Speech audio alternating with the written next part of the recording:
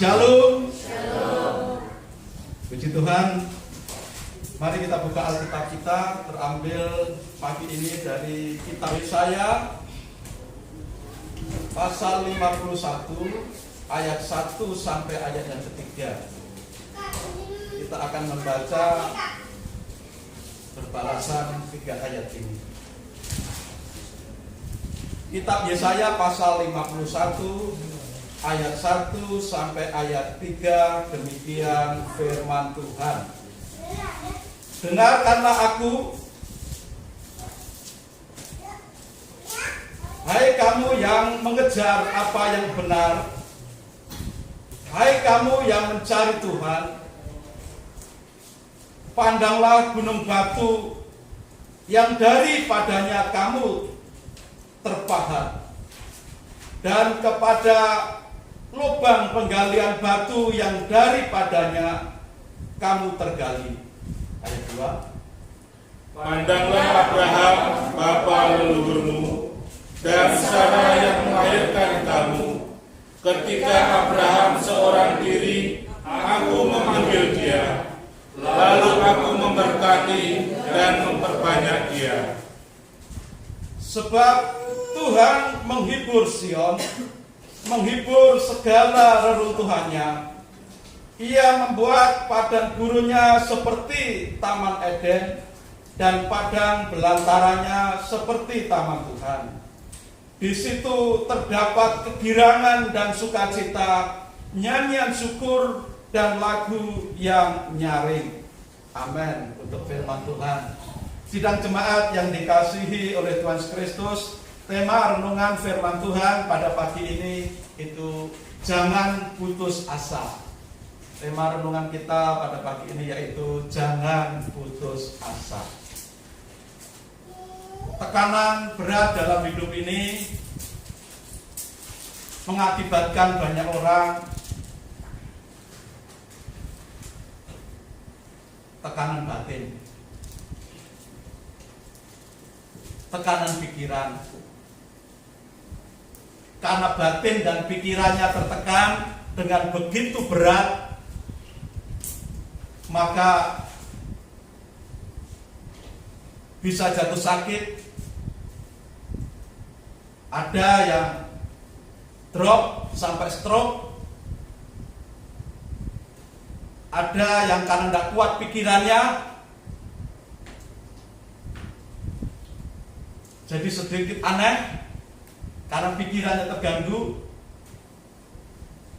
Tekanan hidup begitu berat menekan dalam pikirannya. Bahkan banyak yang sampai mengambil satu keputusan jalan pintas, mengakhiri hidup. Tekanan hidup yang begitu berat membuat orang banyak menangis sedih hari-hari ini. Jalan hidupnya di depan seakan gelap, tidak ada lagi harapan. Keputusasaan akan hidup yang lebih baik tidak ada sama sekali. Seperti di hadapannya masa depannya jalan hidup buntu. Hari-hari ini itulah kenyataan yang dunia hadapi. Beban berat menekan di hati dan pikiran. Entah dengan keluhan-keluhan, entah dengan rintihan-rintihan yang tidak terkatakan dengan bahasa yang keluar dari mulut kita. Tetapi kenyataannya memang demikian, banyak orang yang tertekan batin dan pikirannya. Dan itu juga dialami oleh umat Tuhan. Bangsa Israel sebagai umat pilihan Tuhan. Ini umat pilihan Tuhan, bangsa Israel. Mengalami hal yang sama. Batin dan pikirannya sangat tertekan. sehingga putus asa dengan kehidupannya. Bangsa Israel itu umat pilihan Tuhan, tetapi hidupnya sangat tragis. Bangsa Israel dihancurkan oleh musuhnya dan dibawa ke pembuangan di Babel. Selama mereka berada di dalam pembuangan di Babel, umat Tuhan mengalami tekanan batin, tekanan pikiran yang begitu berat. Mereka putus asa. Seperti tidak ada harapan lagi untuk hidup lebih baik. Tetapi di saat mereka putus asa dengan beratnya tekanan hidup ini, Tuhan memberikan firman-Nya di pasal 51 kitab Yesaya ini. Jika kita hari ini mengalami putus asa seperti halnya bangsa Israel pada saat itu, walaupun kita sudah seperti bangsa Israel berusaha beribadah dengan tekun, berdoa dengan tekun, tetapi masih saja mengalami tekanan hidup yang begitu berat. Mari kita belajar pada hari ini melalui firman dari kitab Yesaya pasal 51 ayat 1 sampai 3 ini, supaya kita tidak larut dan tenggelam di dalam keputusasaan. Seperti halnya bangsa Israel ketika putus asa karena beratnya tekanan hidup, Tuhan berfirman kepada mereka dengan satu tujuan, supaya bangsa Israel tidak larut dan tenggelam lalu binasa di dalam keputusasaan. Maka saat ini kita belajar bersama-sama supaya kita tidak putus asa menghadapi beratnya hidup ini. Mungkin hari-hari ini ekonomi kita sangat sulit.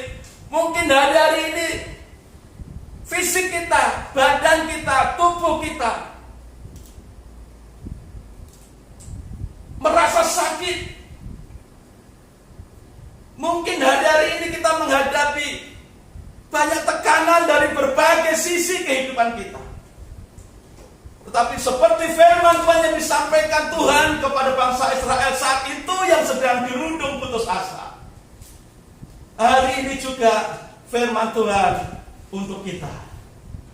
Jangan putus asa menghadapi kehidupan ini. Walaupun sepertinya hidup ini buntu, tidak ada jalan yang terbuka bagi kita. Walaupun kelihatannya tidak ada harapan lagi menurut mata jasmaniah kita, tetapi Tuhan melalui firman Tuhan ini menghendaki setiap kita umatnya untuk jangan berputus asa. Yang saat ini kita mungkin sedang menghadapi atau mengalami keputusasaan dalam hidup ini. Ayo kita simak firman Tuhan ini. Bagi saudara yang saat ini tidak mengalami keputusasaan, biarlah firman Tuhan ini mencegah kita untuk tidak putus asa. Ada beberapa hal dari ayat 1 sampai ayat 3 kitab Yesaya pasal 51 ini yang menjadi alasan kenapa kita tidak boleh berputus asa. Sehingga tema firman Tuhan pada saat ini, jangan putus asa. Alasan pertama ada di dalam ayat yang ke-1. Dengarkanlah aku, hai kamu yang mengejar apa yang benar, hai kamu yang mencari Tuhan. Bangsa Israel mencari Tuhan, mengejar kebenaran, tetapi masih mengalami tekanan hidup. Dan Tuhan berfirman, dengarkanlah aku. Hari ini juga kita umat Tuhan di GFCA Bethlehem. Kita setia beribadah, kita setia melayani, kita setia berbakti, kita setia berdoa, kita setia berpuasa. Tetapi masih saja ada tekanan di dalam kehidupan kita yang berusaha menggencet hati dan pikiran kita.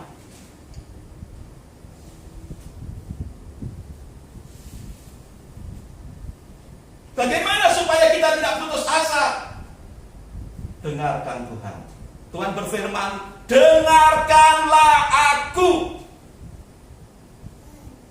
Yang pertama, supaya kita tidak putus asa, harus mau mendengarkan Tuhan.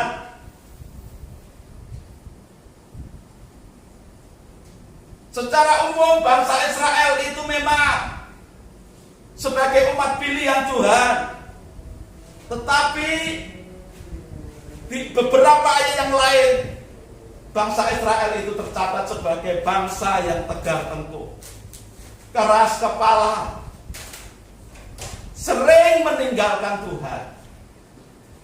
Bahkan kalau kelihatannya sedang mentaati Tuhan dalam hal puasa, dalam hal ibadah, sesungguhnya ibadahnya itu hanya sekedar formalitas.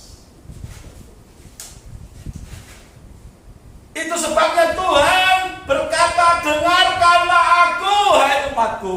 Dengarkanlah aku, hai umatku. Betapa pentingnya kita mendengarkan Tuhan. Mendengarkan Tuhan yang berfirman. Mendengar dengan telinga, masuk dalam hati,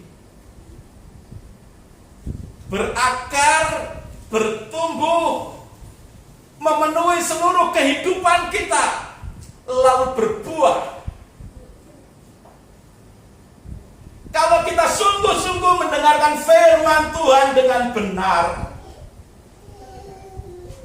maka seharusnya tidak akan ada keputusasaan walaupun musimnya sedang musim kemarau kering, tidak ada hujan.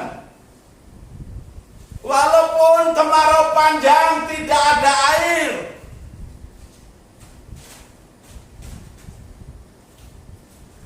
Tetapi orang yang sungguh-sungguh mendengarkan sabda Tuhan diumpamakan seperti pohon yang tertanam di tepi aliran air, yang tidak layu daunnya, yang tidak akan kering, yang tidak akan khawatir di musim kering.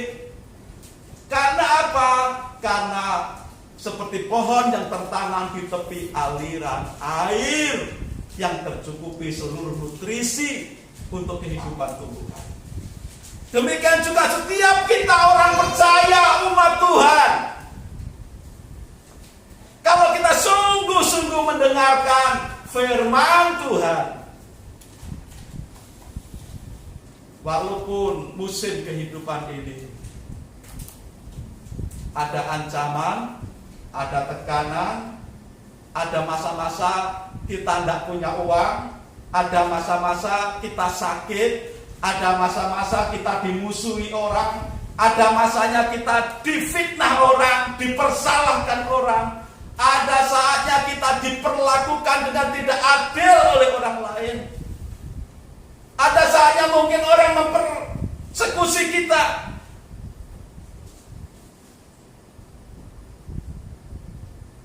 Tetapi orang yang sungguh-sungguh mendengarkan firman Tuhan dan firman itu masuk di dalam hatinya, sesungguhnya apapun situasi yang sedang dihadapi, seburuk sesulit apapun, kalau sungguh firman itu didengar dan masuk dalam hati, sesungguhnya tidak akan pernah mengalami putus asa.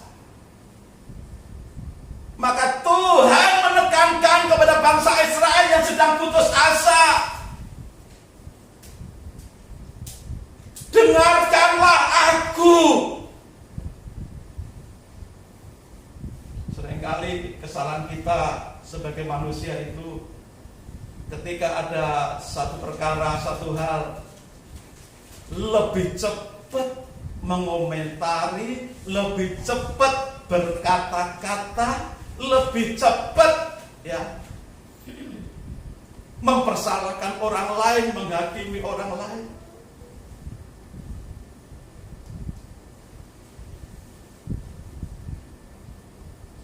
Seringkali kita memang itulah kelemahan manusiawi kita.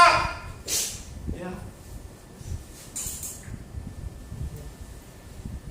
Pendengaran kita tidak kita pasang dengan baik.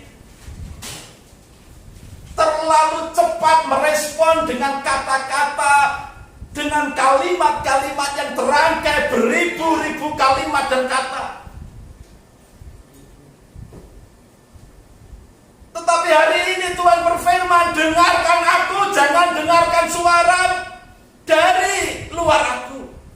Dengarkanlah aku, firman Tuhan. Supaya apa? Tidak ada tempat lagi bagi suara-suara sumbang dari sekeliling kita yang mempengaruhi kehidupan kita menjadi putus asa, pesimis, melihat sesuatu, memikirkan sesuatu dari sudut pandang yang buruk, yang negatif.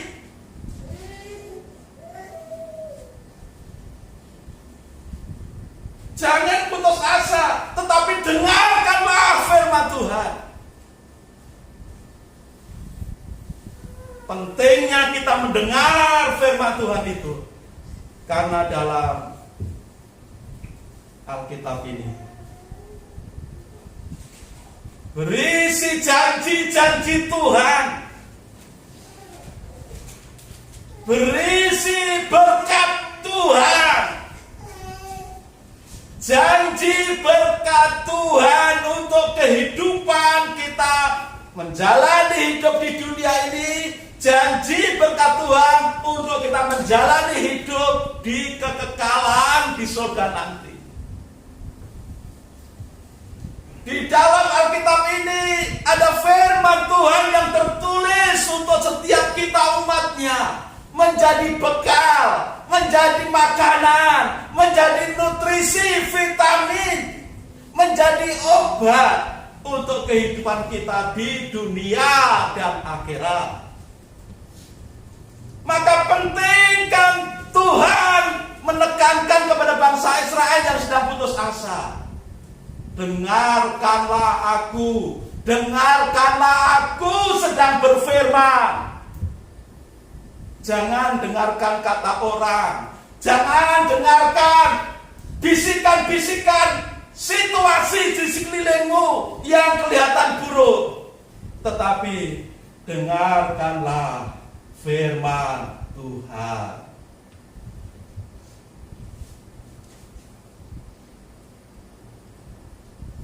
Setiap hari kalau kita mau jujur, berapa menit, berapa jam kita membaca, merenungkan firman Tuhan?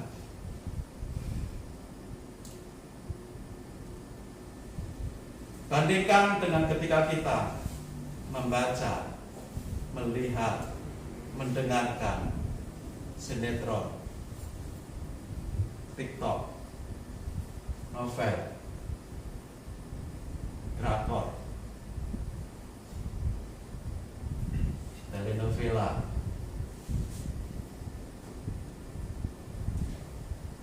Berapa persen firman Tuhan yang masuk dalam hidup kita? Berapa persen novel, drakor, sinetron yang masuk dalam hidup kita?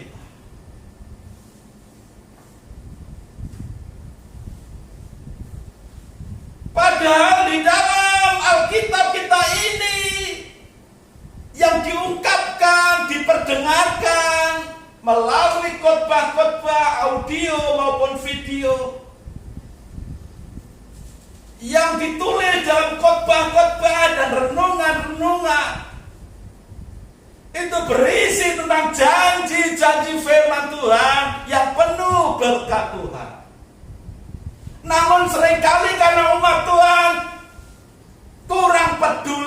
dengan firman Tuhan, lebih memilih hal-hal yang enak dipandang, sinetron dan acara-acara TV, acara-acara YouTube yang menyenangkan, lebih memilih audio, lagu-lagu yang tidak mengandung firman Tuhan. Bukan berarti di sini mengharamkan, saudara. Tetapi mari kita menilai berapa persenkah pendengaran, penglihatan, pikiran, hati kita diisi dengan firman Tuhan dibandingkan dengan hal-hal lain. Dan itulah yang dialami oleh umat Tuhan. Tekanan hidup yang begitu berat sehingga prosentasi antara firman Tuhan yang diterima dengan tekanan hidup, kenyataan pahit yang mereka alami, rupanya tidak berimbang. Setiap pukulan, cambukan yang dihujamkan di tubuh mereka, setiap makanan yang terbatas yang menjadi jatah mereka, lebih menguasai kehidupan mereka daripada janji firman Tuhan. Terlebih lagi janji firman Tuhan yang harusnya mereka perkatakan siang dan malam itu dilupakan dan tidak banyak lagi diungkap, dilakukan di dalam kehidupan mereka. Maka bisa dibayangkan, bisa dipastikan kehidupan mereka akan diliputi dengan putus asa. Dan karena Tuhan tahu situasi yang terjadi, keputusasaan itu diakibatkan oleh karena mereka keras kepala, tegak tengkuk dan tidak mau mendengar Tuhan. Maka saat mereka putus asa, Tuhan menekankan hal ini. Dengarkanlah aku. Saudara, ketika kita menghadapi beban berat, persoalan, tekanan hidup, mana yang kita pilih? Apa kata Tuhan, firman Tuhan, atau apa kata dunia?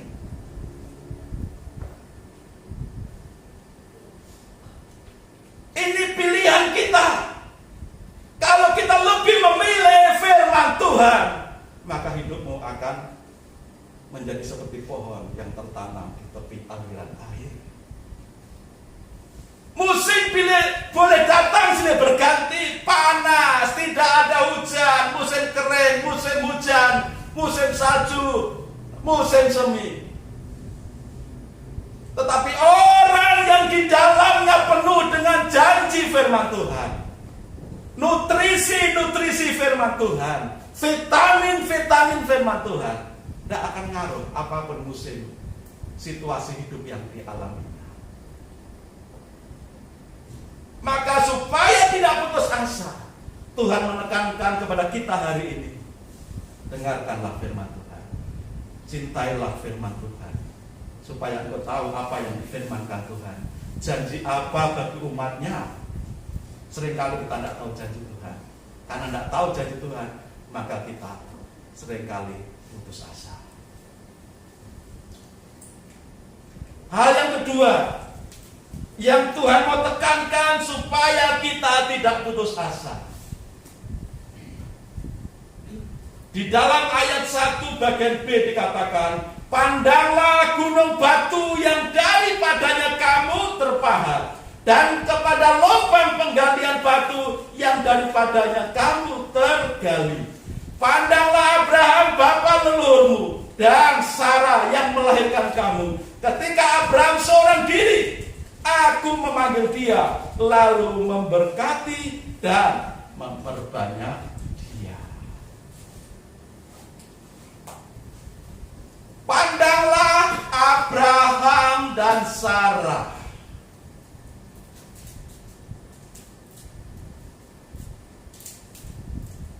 Artinya apa? Belajarlah dari Abraham. Teladanilah kehidupan Abraham. Pandanglah kepada Abraham, artinya coba perhatikan, fokus kepada teladan yang sudah dibuat oleh Abraham.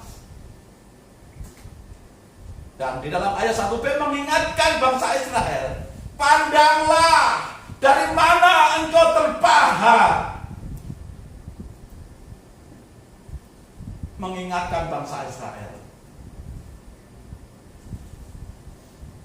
bahwa bangsa Israel itu dimulai dari satu pribadi atau satu keluarga suami istri yang dipanggil Tuhan untuk keluar dari kampung halamannya. Ketika Abraham dipanggil keluar dari kampung halamannya, diperintahkan Tuhan untuk pergi ke satu tempat yang Abraham sendiri tidak tahu mau dibawa kemana oleh Tuhan. Tuhan memanggil Abraham untuk meninggalkan kampung halamannya Ur Kasdim. Walaupun tidak diketahui mau dibawa kemana oleh Tuhan, tapi Abraham percaya kepada Tuhan.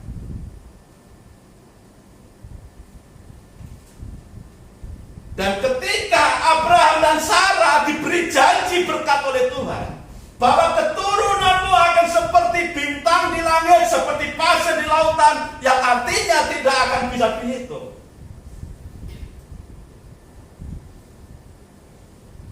Abraham juga belum tahu secara manusiawi alasan-alasan dalam dirinya yang menyebabkan Tuhan berjanji seperti itu.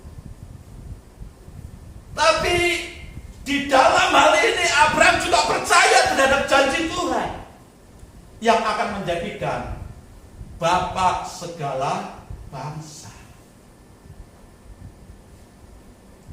Tetapi saudara, janji berkat Tuhan untuk Abraham dan Sarah akan dijadikan bahwa segala bangsa ini tidak akan bisa terwujud kalau Abraham tidak mengimani apa yang difirmankan Tuhan.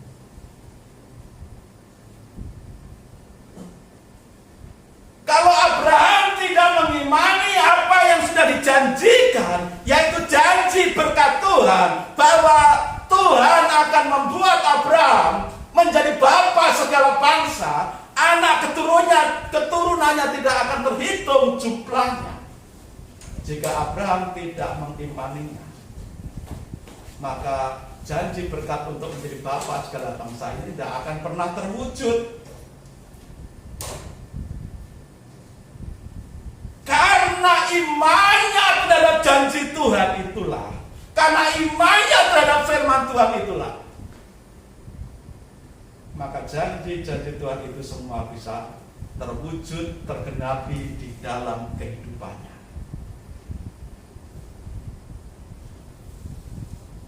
Ketika Tuhan berfirman kepada Abraham, bawalah anakmu, anak tunggalmu yang kau kasih itu dan korbankan bagiku.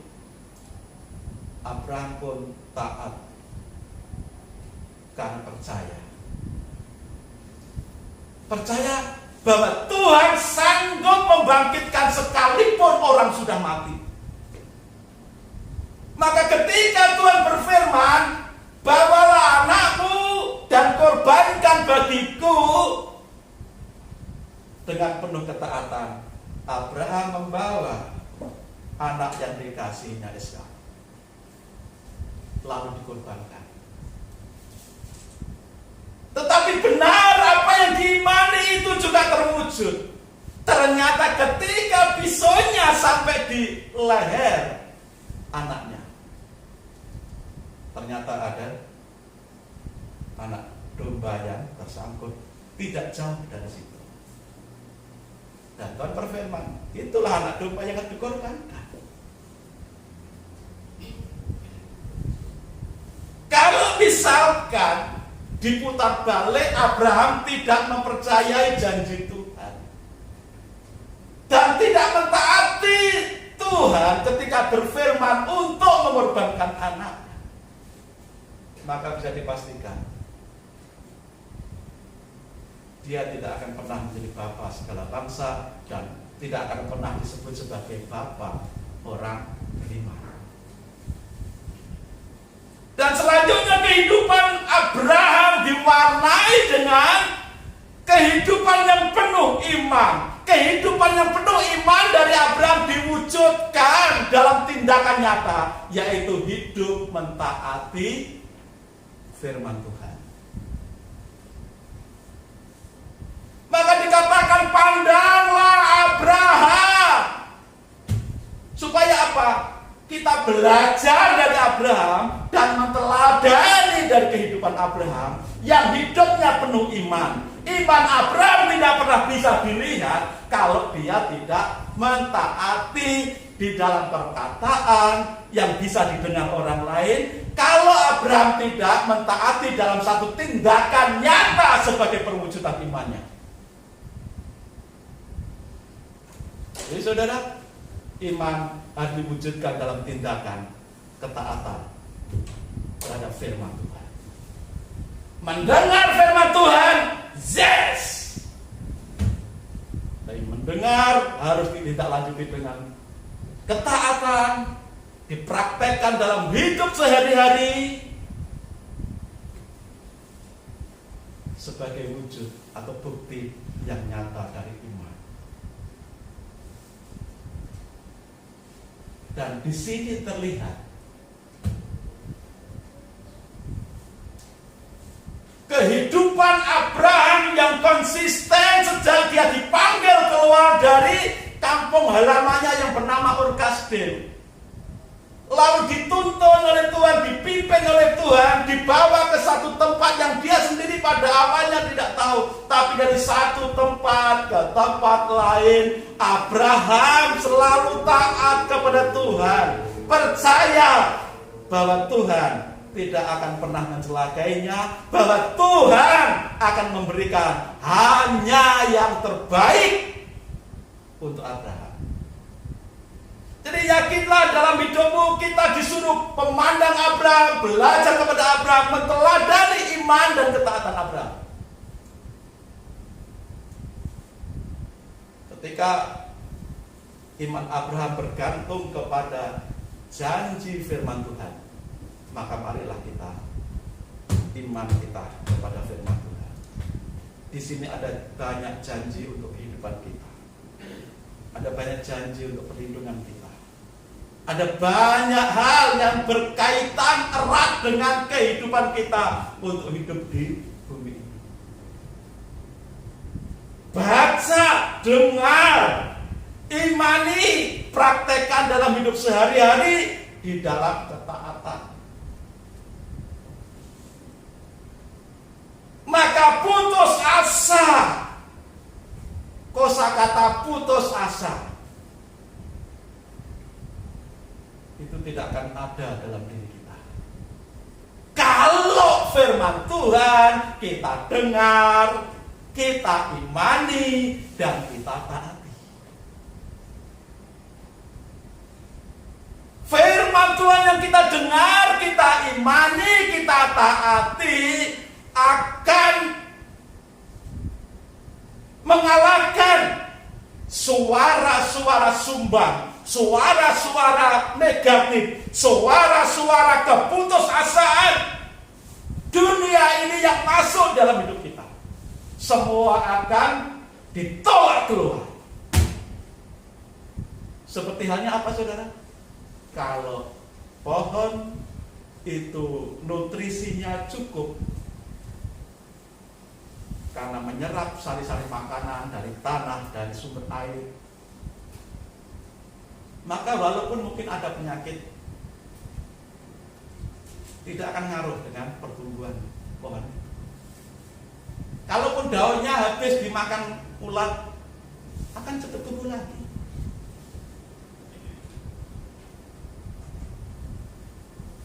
Seperti kehidupan kita. Kalau kita sehat, imun kita cukup baik, maka penyakit tidak akan bisa mengalahkan kita. Kenapa kita bisa sakit? Karena imun kita sedang drop.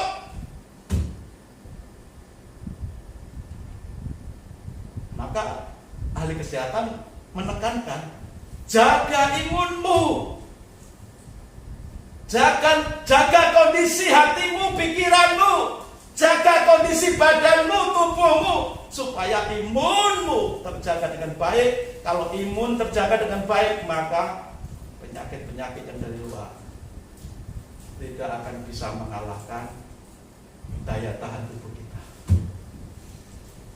Demikian juga kehidupan rohani kita.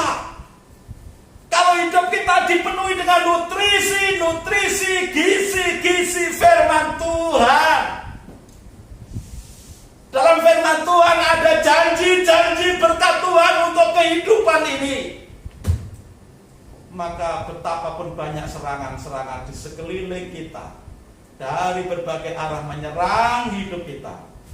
Serangan panah ekonomi, kekurangan, sakit penyakit, pandemi, serangan apapun tidak akan membuat kita umat Tuhan putus asa. Seperti Abraham sangat percaya kepada janji Tuhan, padahal dia tidak tahu akan dibawa kemana oleh Tuhan. Kita juga tidak tahu apa yang terjadi hari esok, seperti Abraham juga tidak tahu akan dibawa kemana oleh Tuhan, apa yang terjadi di masa depannya, di tempat-tempat yang baru.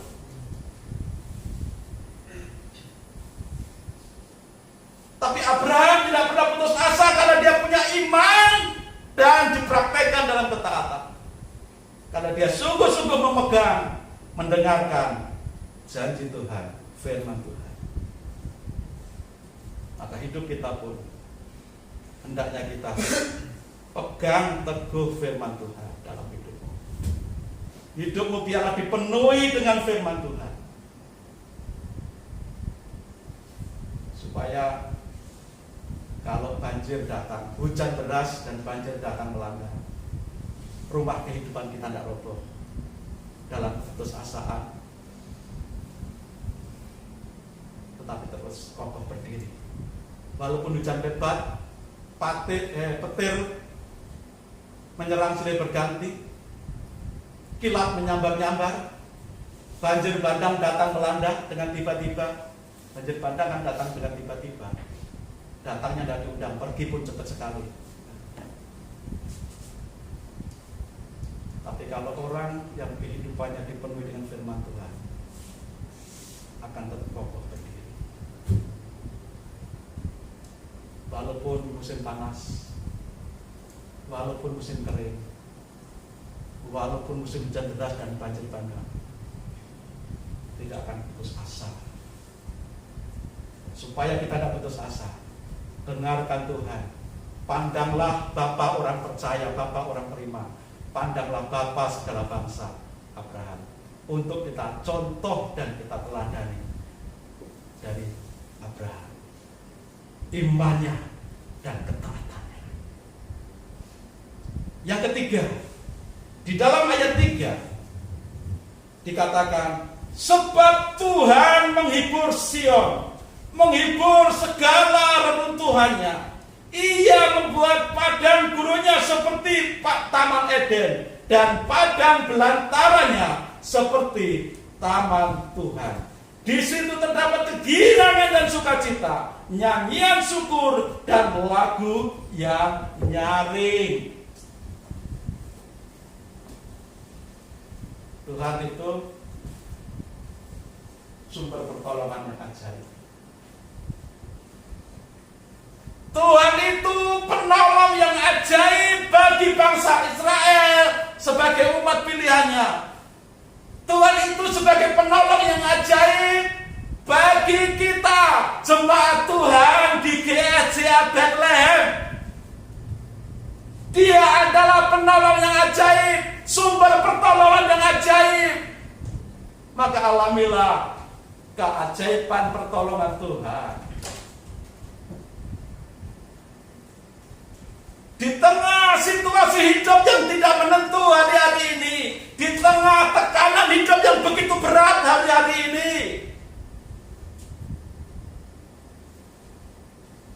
Tuhan yang kita sembah di dalam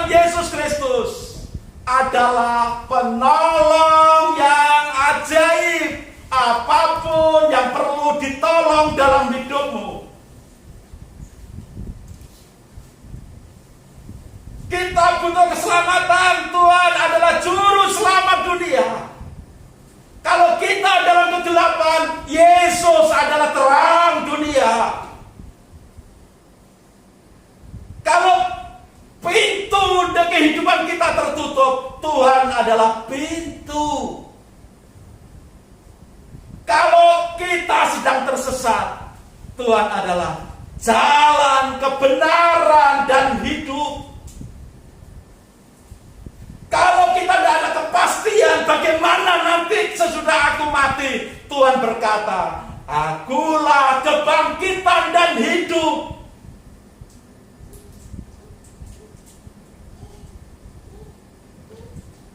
Apa yang perlu ditolong dalam hidup kita?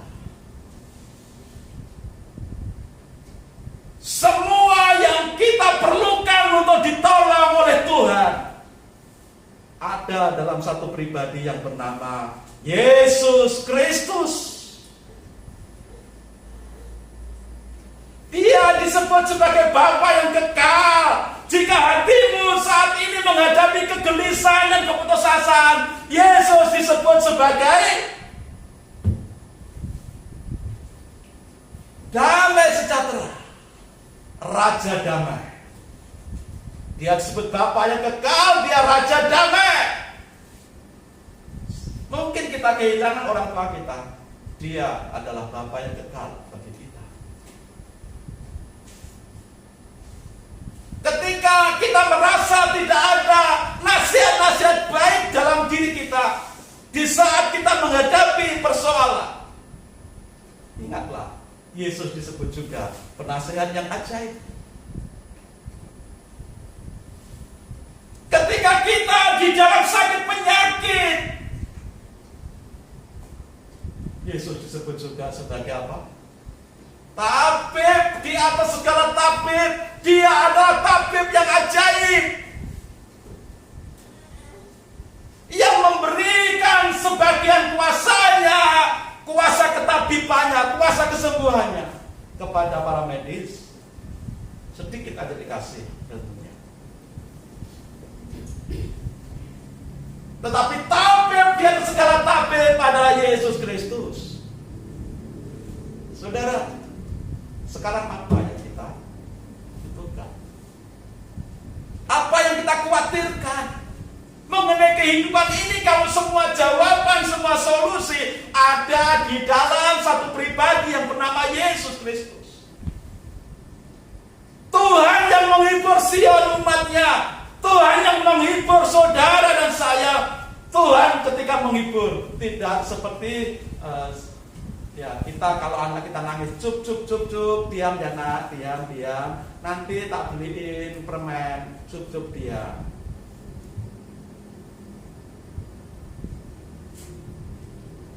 Tapi tidak jadi beliin permen, karena sudah diam. Nanti nangis lagi dibilang, cup, anakku sayang. Lalu digendong-gendong, ditimang-timang, supaya tidur. Lupa kalau tadi dijanjiin belikan permen. Kan gitu sudah. Cara Tuhan menghibur tidak seperti kita mendiamkan anak kita yang sedang menangis. Kalau dikatakan Tuhan menghibur Sion, Tuhan siap menolong apapun pergumulan, apapun persoalan yang dihadapi oleh umatnya. Dan umatnya saat itu sedang menghadapi keputusasaan dalam hidup karena tekanan hidup begitu berat. Dan Tuhan datang menghibur Sion. Dengan mengulurkan tangannya, dia katakan, dia sanggup mengubah padang gurun. Padang gurun itu satu tempat yang luas, yang isinya cuma pasir, menjadi seperti Taman Eden. Tamannya Tuhan. Tuhan sanggup mengubah padang belantara. Padang belantara, kalau padang gurun itu tempat yang luas, yang hanya ada pasir dan bebatuan. Kalau padang belantara itu tempat yang luas, tapi tandus, keras dan tandus, hanya ada semak-semak yang berduri. Kalau orang melewati semak-semak ini akan kena banyak duri, itu menyakitkan. Di padang gurun maupun di padang belantara hanya ada bahaya. Bahaya dari cuaca yang dingin dan panas. Bahaya dari binatang-binatang buas. Tidak enak hidup di padang gurun, tidak enak berjalan di padang gurun dan padang belantara. Tapi firman Tuhan katakan, Tuhan sanggup mengubah padang gurun dan padang belantara menjadi seperti Taman Eden, menjadi seperti taman Tuhan. Mungkin hidupmu saat ini sedang menghadapi seperti hidup di padang gurun, seperti di tempat yang penuh dengan pasir yang panas, penuh dengan binatang-binatang berbisa, binatang-binatang yang berbahaya. Mungkin hidup kita sedang mengalami seperti di padang belantara, tempat yang keras dan tandus dan tidak ada tanda-tanda kehidupan. Kalaupun ada, hanya semak-semak dulu. Tetapi berita baiknya adalah Tuhan datang akan menghibur dan mengulurkan tangannya, memberikan pertolongannya sesuai dengan kebutuhanmu.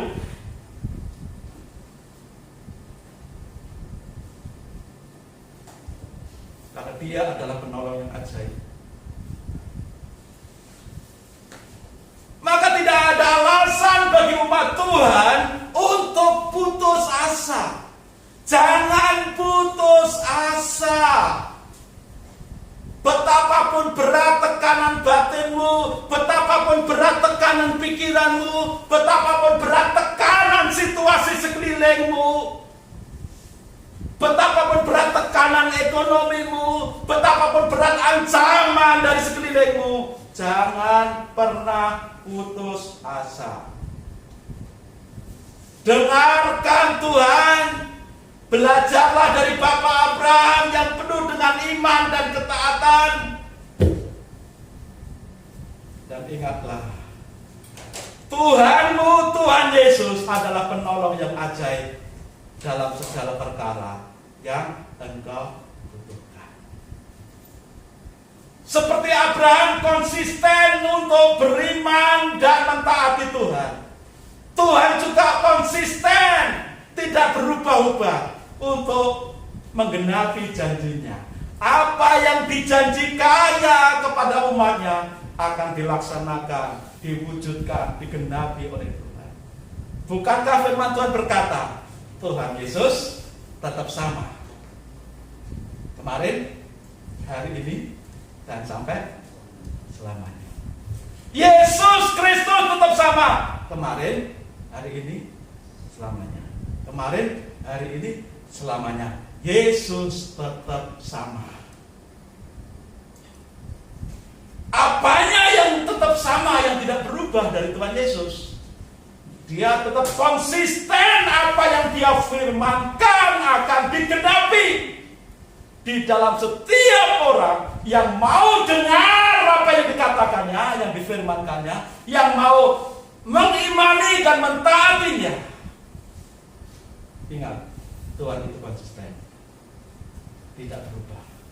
Tuhan Yesus tidak berubah, tidak berubah. Saudara, Tuhan Yesus tidak berubah. Kemarin, hari ini, sampai selamanya. Tuhan Yesus tabib dan segala tabib, sumber pertolongan yang ajaib. Apa yang diperkatakan, apa yang dijanjikan akan Dia genapi. Padang gurun apa yang hari ini saudara alami? Kesulitan, kesusahan, kesedihan, keputusasaan apa yang saudara alami hari ini? Bangsa Israel juga mengalami hal seperti itu. Tapi Tuhan berkata, dengarkanlah aku. Belajarlah dari Abraham dalam hal iman dan ketaatan, dan percayalah bahwa aku sanggup menghiburkan dan menolong. Sehingga yang terjadi kalimat terakhir dari ayat 3 menyatakan apa, saudara? Di situ terdapat kegirangan dan sukacita, nyanyian syukur dan lagu yang nyaring. Saudara. Kalau kita mendengarkan firman Tuhan dengan sungguh-sungguh, mengimaninya, mentaatinya, dan mengalami pertolongan Tuhan, padang gurun hidup kita, padang belantara hidup kita, Tuhan ubahkan menjadi seperti taman Eden, disebut taman Tuhan.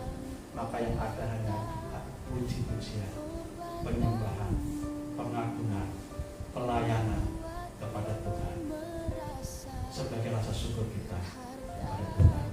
Sebab itu saudara, jangan putus asa, jangan putus asa.